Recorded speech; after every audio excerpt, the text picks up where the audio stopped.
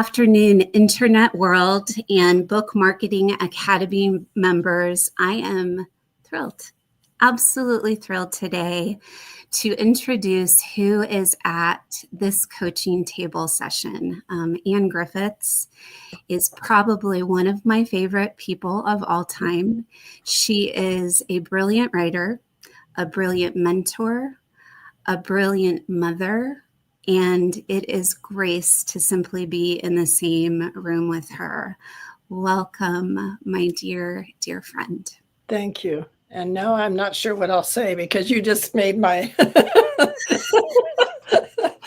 See, we'll have a good time. We might totally lose track of anything that we're supposed to be talking about, but much with your daughter, we will have a grand and glorious time. Yes, so.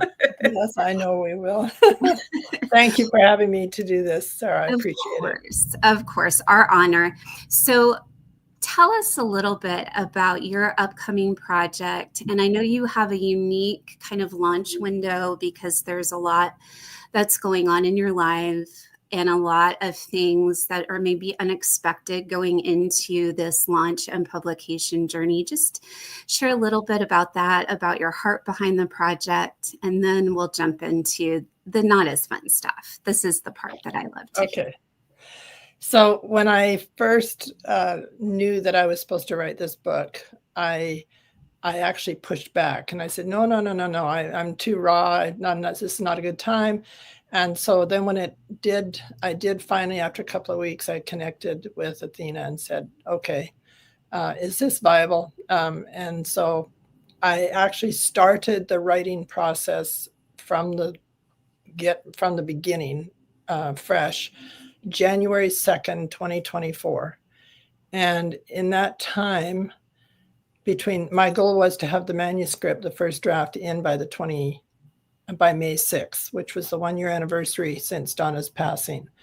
I met that goal, but in that process, unbeknownst to me, when I started writing, we ended up having 2 weddings, a baby, all in the family within that window of time. And it was like, oh my goodness. Anyway, we got through it all, and it was just very special. Mm-hmm. But from the time that the book actually went in, that first draft, May of 2024, it took from then till March, roughly March, I think, early this month of 2025, for it to actually get to press. And a lot of that was just the process. You just have to go through the process. And I wanted this to be done well. And so there were a lot of decisions that had to be made as we went along.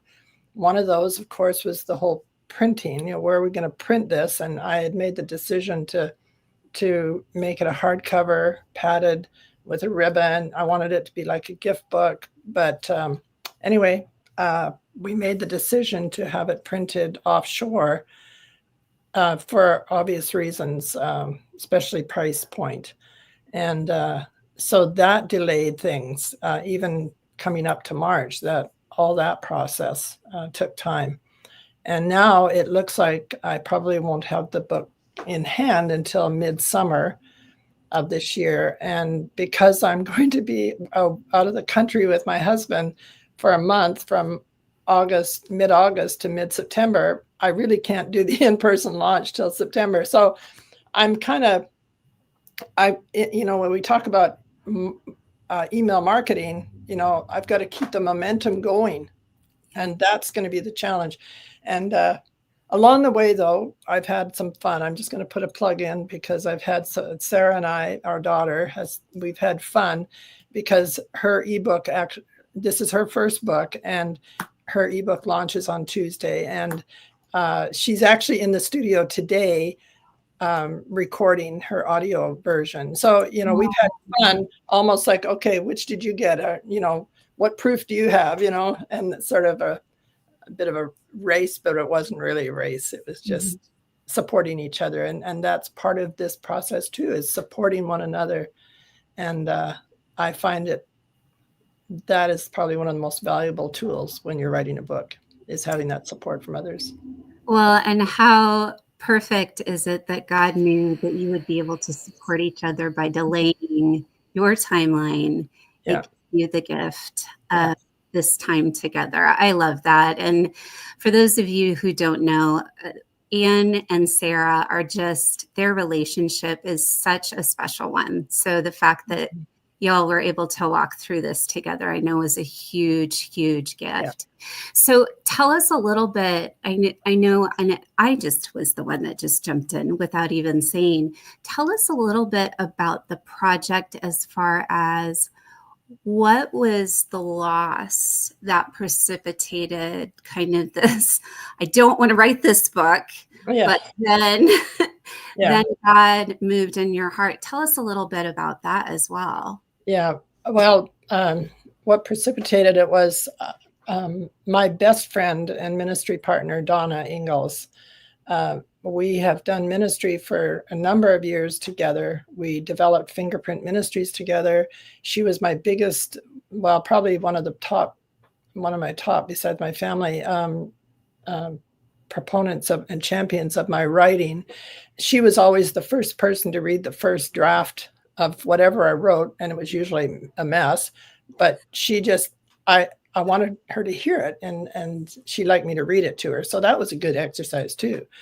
But when she was diagnosed with bone cancer throughout her body in February of 2023, and then a week later had a massive stroke, and I was with her when she had it.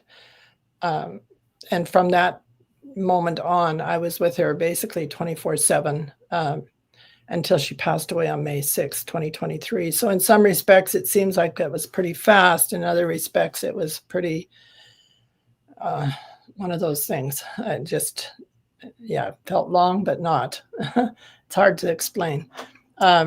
When she passed away, I was surprised by the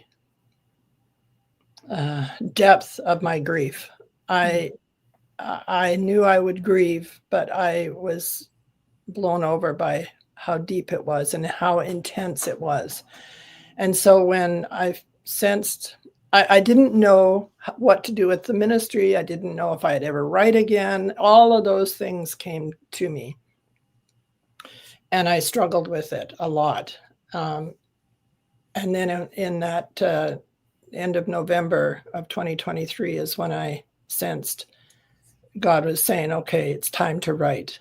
And the first time I sat down in my library to actually start writing on January 2nd, I looked across the room and I have a picture of Donna with her big, glorious smile. And it was like she was looking straight at me saying, it's time. It's time, Anne. Get back in there and get writing.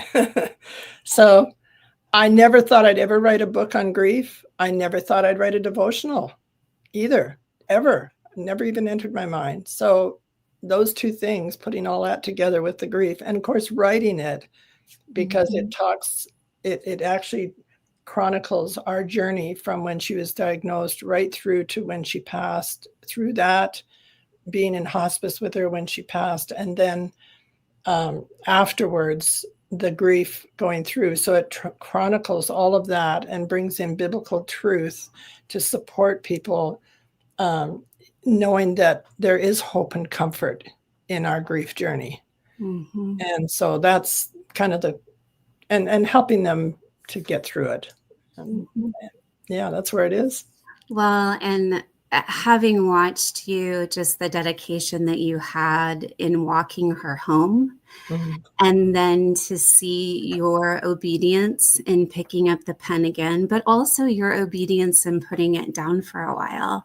Yeah. I think that is a beautiful lesson for us as authors. You know, Anne's a prolific writer. She's already written books. And even those people who have been in this practice a long time, there are certain seasons where you will feel God's prompting to put the pen down. But there are other seasons when you don't want to pick that pen back up, but God reminds you that it's time to do that again. And I know that is a piece of your writing journey that has encouraged my heart tremendously. Thanks, Sarah. I wanted to make sure we highlighted that a little bit too today. So for an email campaign, because again, that was really the meat, was getting to hear about Anne and her heart and her amazing journey here to this moment. But the nuts and the bolts are part of the deal, and really making sure that not only that we answer the call to write with obedience, but to steward that message well from beginning to really when he calls us home, and we're no longer here to speak that message. So I think Anne is also one that is incredibly good about the details. I am not. That's one of the reasons that I'm like, I need more Anne. Yes, I need more Anne in my life. I even got glasses that look like hers in some hopes that it would transfer. But I also knew she would do beautifully with this exercise of coming up with email subject lines and putting together a campaign. So Anne, walk us through, because I sent you those email subject lines that I included in the training. Walk us through to the point you even sent me. This is how amazing she is. She even already brainstormed call to actions. Let us all have a moment of being impressed. No. I'm impressed. Everybody can do it. So if I can do it, anybody can do it. She's also very humble as well. So tell us your call to action with the welcome email, which is always important because it kind of sets the tone. Tell us what you see as your call to action for that welcome email. And I think it's important, maybe also preface it with, you already have an email, a really pretty robust email subscriber list, kind of jumping into midstream for those that are joining your list, to let them know that they're welcome to the community, but also that you have a book coming out. Kind of just talk us through that process. So you wanted to know the call to action. So the subject line in the welcome one is just welcome. Here's a sneak peek at God I'm Broken, which God I'm Broken is the name of the book for anyone who doesn't know. Call to action, download your free sneak peek now. Perfect. Straightforward. Now, why don't we talk a little bit about what that sneak peek is going to look like? What are we thinking here? Yeah, at this point, I think I might share the back cover copy, something like that. How long is your introduction? Boy, I'm trying to remember. I think it's maybe 2 pages, two and a half. Okay. Of the book, which is a 5x7. So okay. 5x6. I would consider maybe even doing that, because that probably your introduction really kind of goes to the heart behind it. And I think that's what's really engaging about this work in particular, is that backstory, and one why we kind of went over it here, even in the call. So I think that would be a good, just bringing them into the heart of the project. Okay, so you did beautifully. And for those watching, just remember those subject lines, clear and concise, which she even shrunk down my recommendation a little bit more, which is good. The more that you can tweak that, the clearer it's going to be for the recipient. But let's now take a look at pre-launch emails. As you've already said, your launch has been extended. You know, there are those variables even in the plan of when things are supposed to happen. Talking about creating that momentum, tell us what ideas you already had, and then let's talk, maybe brainstorm a little bit as to where to go from there. So you're talking about the pre-launch email. Yep. So the subject line I put was behind the scenes, the heart behind God I'm Broken. So I guess that's kind of where I thought the introduction might go. But if I did a different call to action, I said, see what's coming, read an excerpt. So that's where I was going to put the introduction, but which is why I thought the back cover for the first one. So So here's a question for you. Have you already been talking about God, I'm Broken to your, yeah. Okay. Yeah, they've seen my cover. So. Okay. Have they heard any bit about the journey in it as to how it came to be in any way? Would have been minimal. It would have, Okay. yeah. They know that it's as a result of losing Donna. Okay. Okay. But it would have been minimal. I tried to keep it minimal in my emails up to now. In my Okay. newsletter. I just put it in the newsletter. Well, and here's the other option, because again, this is not really, this talks about email versus a newsletter. So what you could even do is in your newsletter, you could share your introduction at the same time that you update the welcome email for your new subscribers. Yes. Does that make sense? Yeah.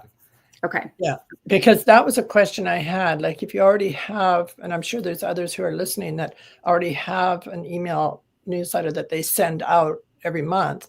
So then with this, with the email campaign, it would go out separate to the newsletter. So might send a newsletter the first week of the month and then the email.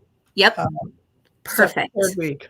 Okay. Yep. Perfect. Absolutely perfect. Okay. So then we're talking about how do we build up that anticipation and that excitement for the launch without burning you out or making it impossible for you to keep up while you're traveling. Yeah. All of those things are probably important to keep in mind. And because you have enough of a time, and it seems like forever until you're in the middle of it. And then it's like, how did that happen so fast? Yeah. But that's why planning is always a good thing to do and think through things ahead of time. So what do you feel is doable for you in the email department? I know just brainstorming here just before newsletter at the beginning of the month, update on the launch at the end. Does that feel? Or the third week of the month. Or the third week. Space, because people don't want to get emails every week. They don't? I don't think so. As the woman who in her personal email has like 20,000. My husband was just talking to me before this call. He was like, do you just want me to delete everything for you? I was like, I might need it. Could you find it in 20,000 emails? I was like, he's like, okay. Yeah, it's dated 2004, but you know. Before our first child was even born. So, yeah, it's bad. It's really, really bad. So no, I agree. I think not only keeping it manageable for you, but also for your subscribers. And I think that's a great balance. Again, it's easy to plan ahead and also make sure that they work together and are kind of in step with one another. So let's talk about the call to action. The call to action that you kind of gave us was reading this excerpt. It was the intro, but how can we build on that to get you to launch day in a way that feels good to you? Do you want to involve video? Do you just want to send printed, like you could actually read out loud, which personally, and you can shut it down. Thank you, Sarah, but no. I think because in many ways, and I might actually get teary here, but this is your heart on the page. And I think anytime that people can connect our heart on a page with our voice, and even the emotions that it stirs, it does something profound. Mm-hmm. And I think it's also something that you could do very easily ahead of time. That would also, you could pick an afternoon to do the videos, be emotional probably, but at the same time, it would give you a plan. It would give you a strategy that I think would really connect your email list to the heart behind this book.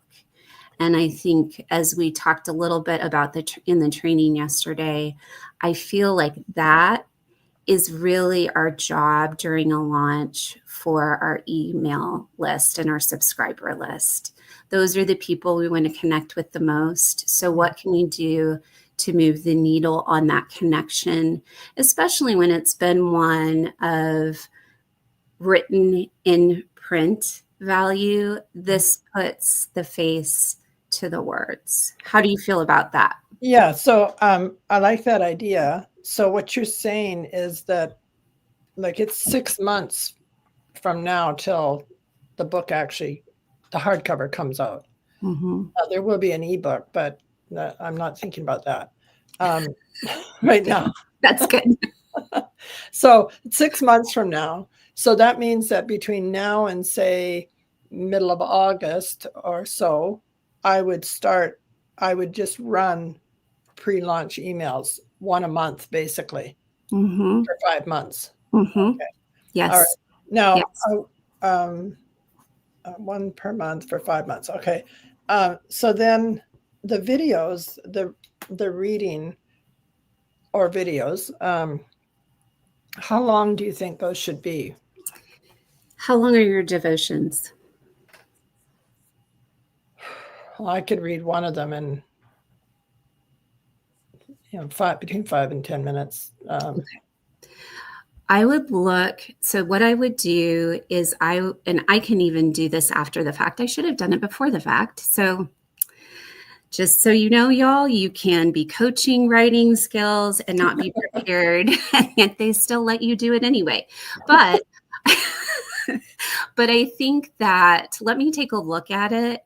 I think maybe reading one aloud, and whether you have your honey listen to you or Sarah or somebody, we kind of, I know with mine is very story driven in that bulk meaty section. And to me, that would be what I would read, because it's the story engagement, and then maybe include the question at the end, because it gives them the ability to reflect.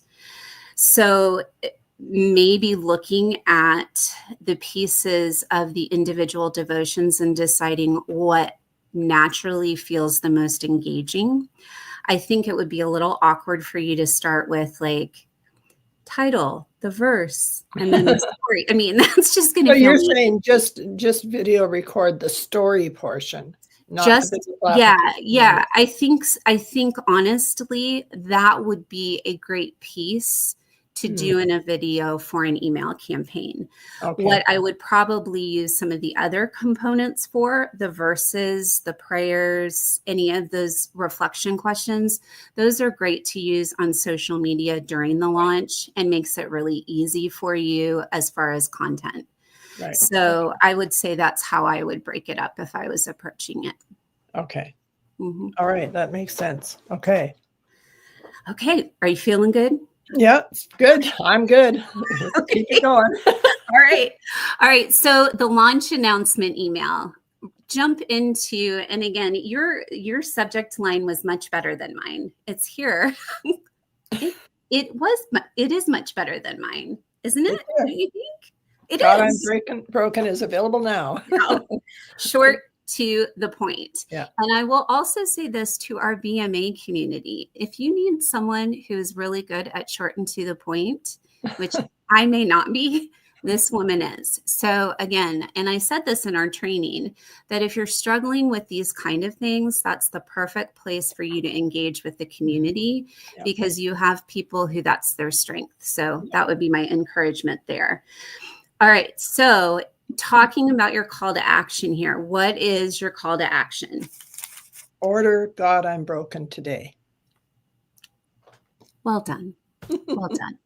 Now let's talk a little bit about what information you are wanting to include in that email. Okay, that one.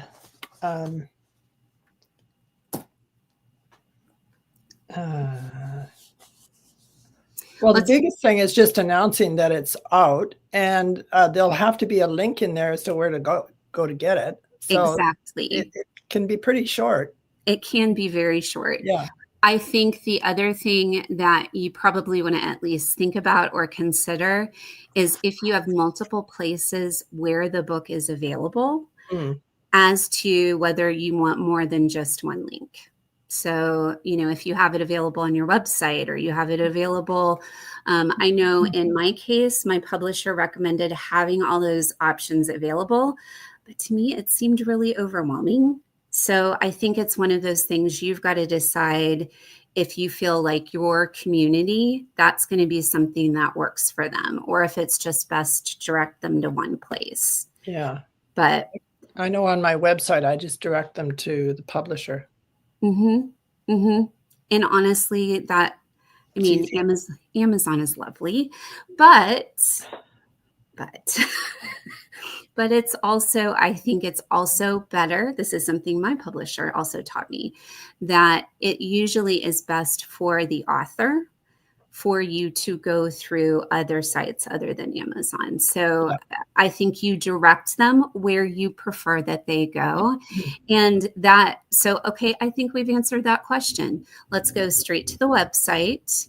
And if they decide that, oh, hey, I want to look it up on Amazon, they can do that and order that way. But maybe that's what we do, is we direct them. I think people automatically go to Amazon anyway, so Me too. We don't need to. No, we don't need to help. There. We don't need to help. We don't need to market for Amazon. That is not our goal here today. So yes. Okay, so I think that's great. So that moves us on to event invitation emails.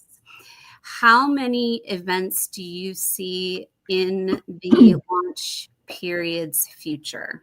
Do you see one? I was really only looking at one.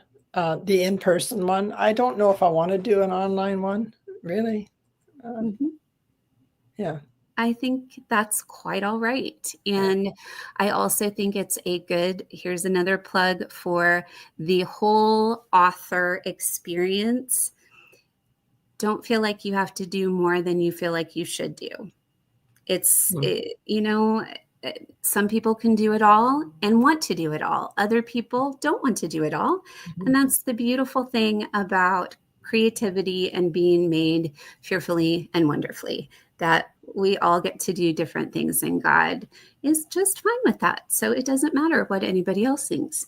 So yes, I agree that the online, I think you're going to do, and the way we've kind of already set up the pre-launch, I think you're really building that community piece online through that campaign. So yes, let's go with simple. You have your in-person event, and I know that it was in the chat during our live, but somebody made a really good point. You have the basic details that you need, but also to include a map.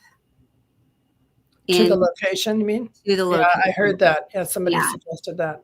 I thought that was a really, really good suggestion. So do you already have a venue? Yes. Yeah. Okay. All right. Yeah. Do you know what day you're planning to do it? I can't set the exact date yet, but I've already talked to them, and it is going to be the middle of September. Okay. Perfect. Perfect. That one was easy. That's a detail one, which I know you've got that all under control, much better than I do. So she laughs because it's true. You have more control than you give yourself credit. Well, thank you, my dear. Thank you, my dear. Okay, so let's talk about reminder emails, because that's the next one. I think here, this is what I would say about reminder emails for you, based on how we've already kind of set up the campaign, is I would stick with, if you're going to send out a reminder about an event, make sure that it kind of fits that same newsletter launch pattern. Yeah. So they're not like, oh, for the love of Pete, does she really think we can't remember? Did she think we're like Sarah? Probably has missed them in her 20,000 emails. So I think that would be my recommendation to you. Talk to us a little bit. I noticed in what you sent me, you had two email subject lines, two separate emails. Talk to us a little bit about those. Well, I thought that I should probably do a reminder email once the book is out, so that people can get it, because not everybody is going to be able to attend the in-person event, right? Right. So that one, I just said last chance to get your signed copy of God I'm Broken. So I'm thinking of implementing a signed copy version. And then it just says order now to get your copy of God I'm Broken. So that's just for people to remind them to get the book. The event, I just said almost here, join me at the in-person launch of God I'm Broken. And then the call to action was RSVP now to join the celebration. Perfect. And I just thought of something too. Anytime you have any email that is post-launch, include the link to buy the book somewhere. It doesn't necessarily have to be the call to action, but just have it somewhere. Because again, for people who things get lost in the noise of their inbox or just in life, that gives them an easy way to be like, oh yeah, that's right, I wanted to buy it. And okay, it's right here. So that would be my other recommendation to you there. That's good. But yeah, no, I think you're set with the reminder emails. And I do, like I said, my biggest recommendation would be to maintain that consistent communication of once a month with the newsletter, once a month with an email about the launch, so that you don't give your audience fatigue. Okay. We want to enrich and encourage and inspire, not make them want to cry.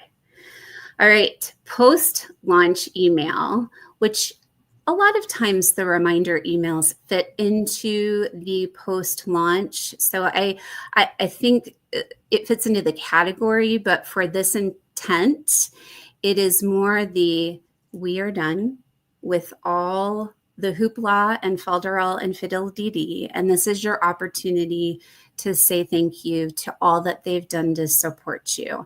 So talk us through how you edited the subject line that I gave you that was in our live training, and then again, your call to action as well. Yeah, you said, thank you for making the launch of God I'm Broken a success. I wanted to make it more about them. And so I changed it to say, grateful for you. Help spread the word about God I'm Broken. So I'm grateful for them. Perfect. But help spread the word. So, and then the call to action was leave your review, recommend to family and friends. And then you can also include that purchase link as well. So that for the folks that you're grateful for, they just haven't gotten their stuff together. Stuff, is that okay to say? Stuff together? They didn't get their. I would send something similar to people. I would send something similar to people who were at the launch. Perfect. I also, here's the other thing that I would say, and this has nothing to do with speaking into what Anne is doing. This is more to highlight what she's doing, is that because your email list is in large part an online community that you're building, the more that you can do to create language like she just did, to direct it out towards them as if you are nurturing them, if you were speaking to them across the table at a coffee shop. You really want to take every opportunity, like she said, to take that focus off the book and more onto what they have done to help you in this endeavor. So I think that is a perfect example of doing that in a powerful way. So thank you for being amazing, Anne. Now, this is where she really knocked it out of the park. And I was like, even beforehand, I was like, I don't really think I have anything to offer you here. But we talked last in our training yesterday about ongoing updates and the importance of, here's a question I'm going to ask you, just because you are a multi-published author. So this has nothing to do with the campaign. Have you found that people are in a hurry to move you from one book to the next and kind of leave it in the dust? Yeah, sometimes. It depends on the reader. Yeah, Okay. I've had people say, so when's the next one coming? Yeah. Yeah. But I also think you do a beautiful job of bringing us back to some of your previous work. So tell us, I know this was totally, I'm throwing this at you and didn't prepare you, so I'm sorry. But Okay. what are some of the things you have done or are planning to do, even with this launch, to kind of bring light to the previous projects that you've done? Yeah. So the book that came out before this one, Reignite Your Leadership Heart, I would like to do something that would help to almost relaunch it, because that book came out just before Donna got sick. And so it really didn't have a chance, because when Donna got sick, I dropped literally everything in my life, because we had made a promise to each other that we would support each other, whoever went first. And that was the commitment. So I dropped everything. So as a result, Reignite really didn't get a chance to reignite. So I want to reignite it. Well, and that's honestly, that's a great campaign bent, is Yeah. reigniting. Yeah. Reignite your leadership. No, I think it is. And I think it also points to that when God gives us messages, obviously when life goes hinky or goes sideways, or he's like, drop everything because this is what you need to focus on, it really is up to us to spread that message. Mm-hmm. So if you've had a season of life that has hampered your ability to do so, that doesn't mean you failed. It doesn't mean that the story is over. It just means that you need to reignite the focus back to your previous projects. So you answered perfectly, and I knew you would. Gee. Even on the fly. Even on the fly. That's right. Check it a out. star? You do. Oh, I wonder good. if I have something for you. I'm sure there's probably an online way that I could have, thrown some up there, but I'm not that technically savvy. I'll work on that for next time. How about that? Okay.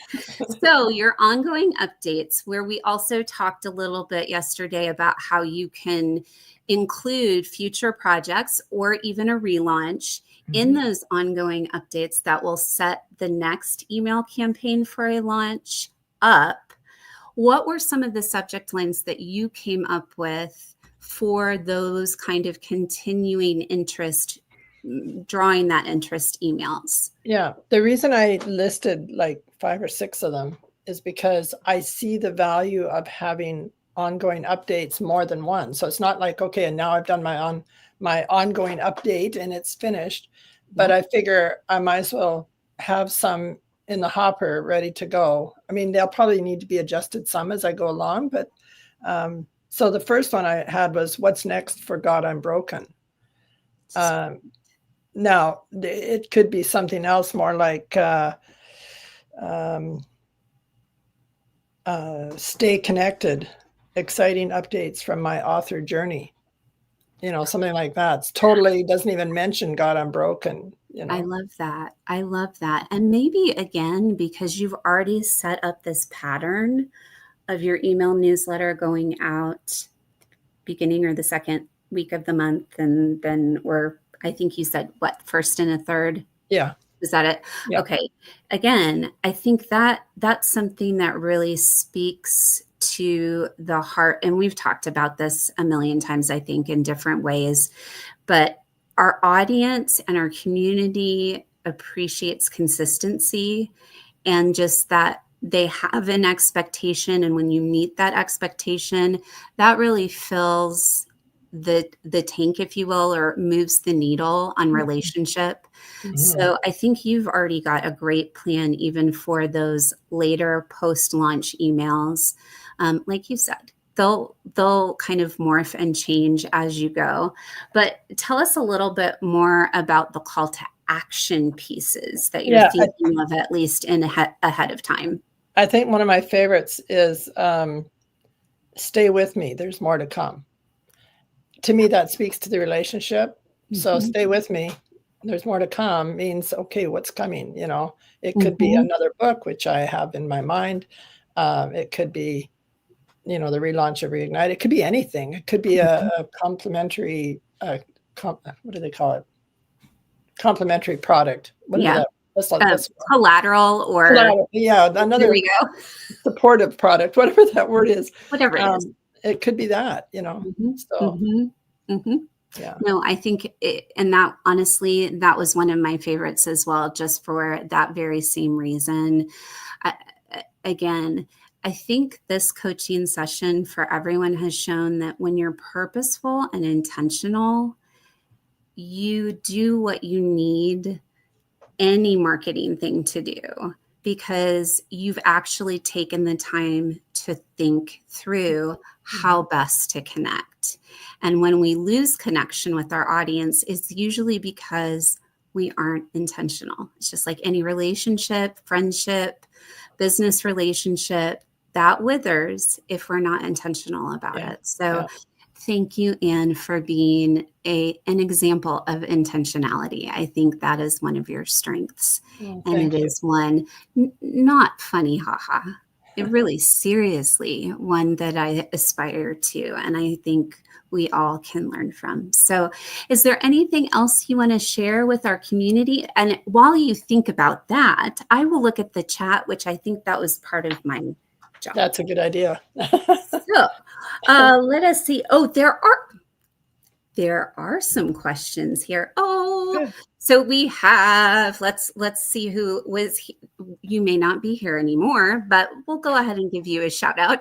Shelley Picard, of course. Yes. Of course, because she and Anne are super close, and I'm kind of jealous that they get to see each other live and in person.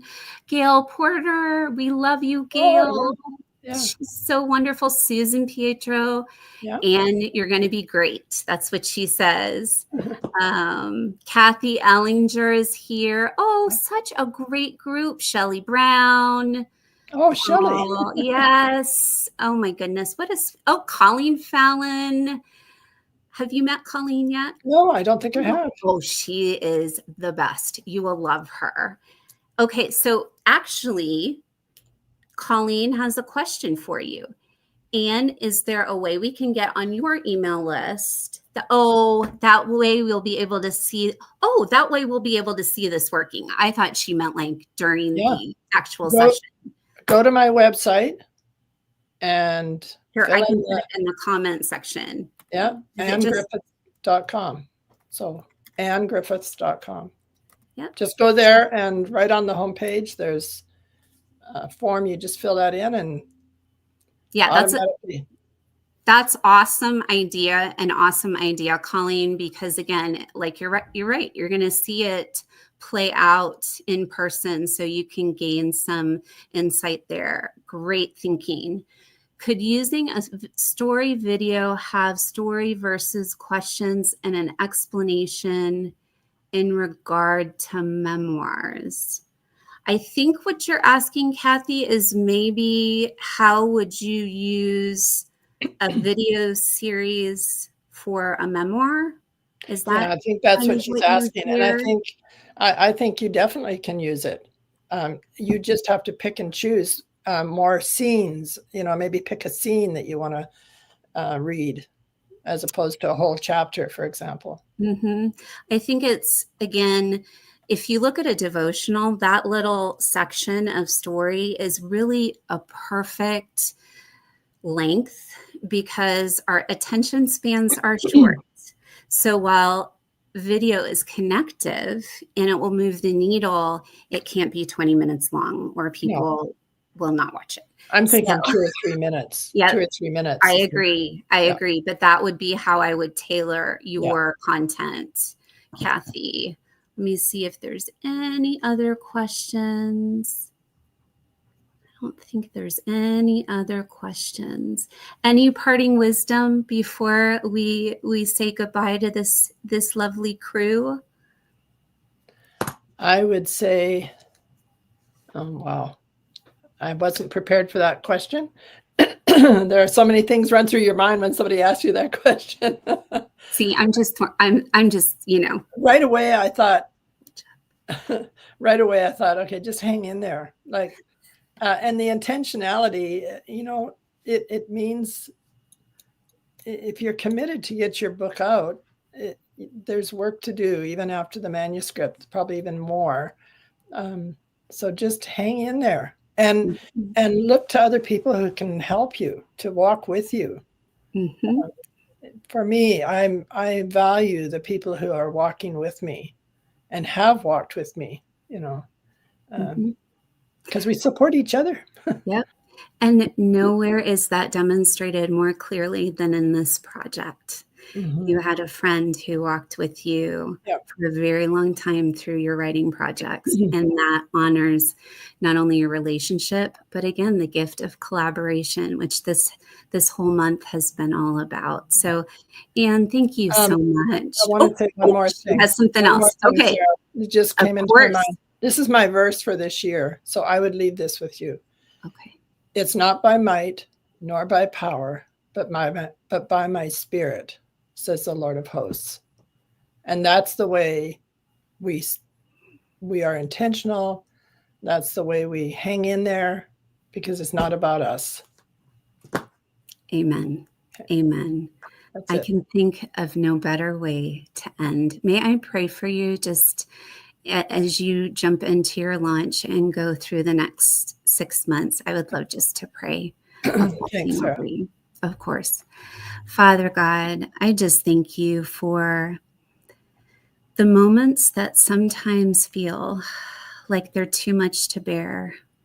I thank you that you take those moments and you use them.